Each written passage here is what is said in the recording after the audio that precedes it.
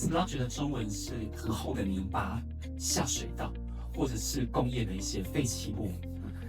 And in relation to nudge, sludge refers to the friction and the barriers that prevent people from doing something. So what are some of the sludge in our EMI classroom?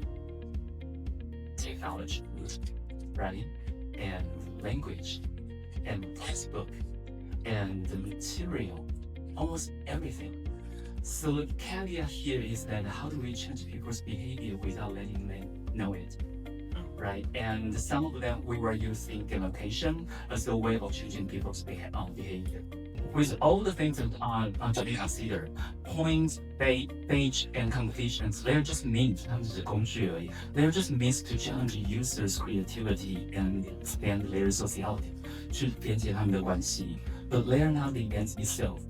In other words, in your classroom, if you are telling your student that let's play this game together, but without giving them true meaning of this game, they will feel really, really bored, and they will walk away mentally and intellectually. They will walk away, they will stop engaging with you.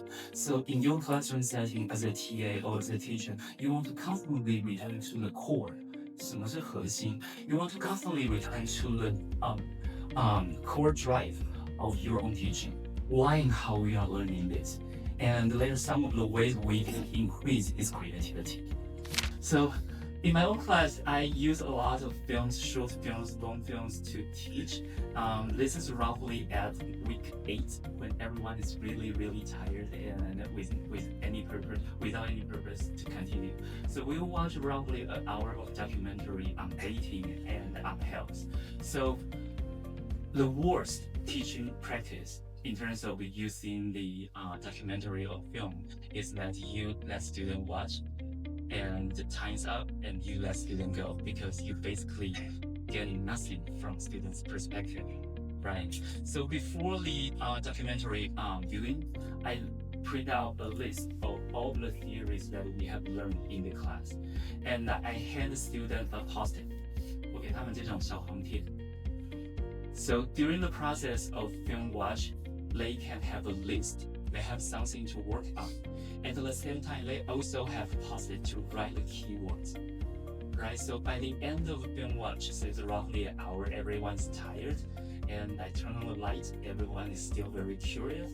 So I ask students to occupy, to use the Bible. So I dedicate into half. Right? So this is one group A, this is the other group. And I ask them to use their own notes and to create their own drawing or any sort of like reflection, and also stick to and post the notes onto the whiteboard. So this is the end product of their discussion. So with this kind of end product, they will be able to articulate, right? Because this is purely something that they create, right? So I'm not asking you to let students watch the same documentary, which is probably not a good idea, but this is something you can do. Once you are using the visual material in your own teaching, you want to make sure that you can return to the material, like you learn to recreate something, as if they are playing something, as if they are playing the game. So as long as they have some keywords to play with, it will be very easy for them to articulate into their sentence, into their topic. 到时候学生有没有学到东西？然后你可以知道说学生有没有在你的很抽象的句子当中，在你前一天晚上才准备好的 teaching material 当中，在你很马虎直接从文章当中 copy 贴下来的东西当中，他没有办法拿出走一些关键词。So what I have been doing here is to try to make connections so that the EMI class become a nudge, not a sludge, right? So what I've been doing here is to create a lot of connections so that students can create their own keywords and use those keywords they will be able to articulate to say a complete sentence in the classroom. And with the complete sentence, they will be able to transfer those learning into their own final reflection, their own final paper, and final presentation. So EMI should be a nudge, 让学生觉得好像不知不觉就学到了一些东西，而不是一个结构上面的一个 sludge， 不是一个阻碍。Sometimes I would intentionally use like super large image to lose the students' 紧张。right? After reading so many things, right? So this is the lazy slide, super lazy. I pretty much just copy everything from the article and paste it and read it out loud in front of the class, which is really bad, right? Terrible. Yeah, but after that, I will return to some of the real life experience. For example, I will use the image to highlight whatever was happening in the previous past slide, so that I create some mental space between reading and thinking. In EMI setting, you want to use very specific verb. 你要用非常具体的动词 so that students know what to do. Right? So I want you to be able to describe the fundamental concept. 我要你可以去描绘，我要你可以换句话说 I want you to be able to analyze. I want to be able to apply the concept into domestic, local, or international issues. And I want you to explain. I want you to use our concept A to apply it to the phenomena A, to explain the impact of platform governance, whatever that is. I want to be able to use the key concept and method to analyze, use something to analyze something. And a lot of TA who speaks Chinese, when it comes to translate your content into English, one of the most challenging thing is that you just say, oh, use this, do this, and this is this. And but for a lot of international students, what they need is very specific guidance. It's the verb, right? I want you to tell me what to do. It's either apply or analyze or just remember or just retell a story. So in your own slide, if you could just review your own slide and review your own teaching and review your own transcript or review your own talk, use specific verb.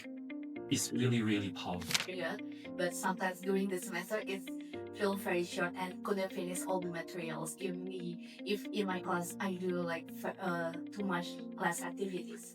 So what is your opinion about this thing? Thank you. So I designed my class to fill almost 15 weeks. 就是基本上我教了15周 Yeah, but I feel that it was a little bit too much. So then I decided that I want to cut the burden both from my student and from myself. Yeah, so at the end, I think we managed to do 14 or 13 content class. Yeah, so in order to do that kind of sacrifice, we have to cut a lot of content to be sure. Yeah, but I wouldn't say that is a totally loss.